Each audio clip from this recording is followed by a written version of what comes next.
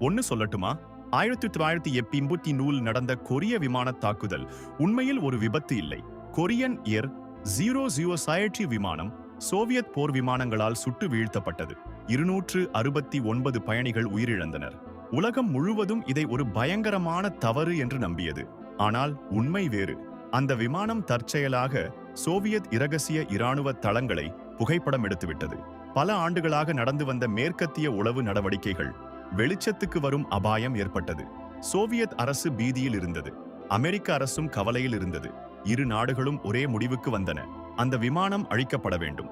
பல அரசுகள் இணைந்து ஒரு பெரிய மூடிமறைப்பு நடவடிக்கை நடத்தின. 269 அப்பாவி உயிர்கள் ஒரு உளவு போரின் பலியாகின. உலகின் மிகப்பெரிய உளவு தோல்வி இன்றும் மறைக்கப்பட்டுள்ளது.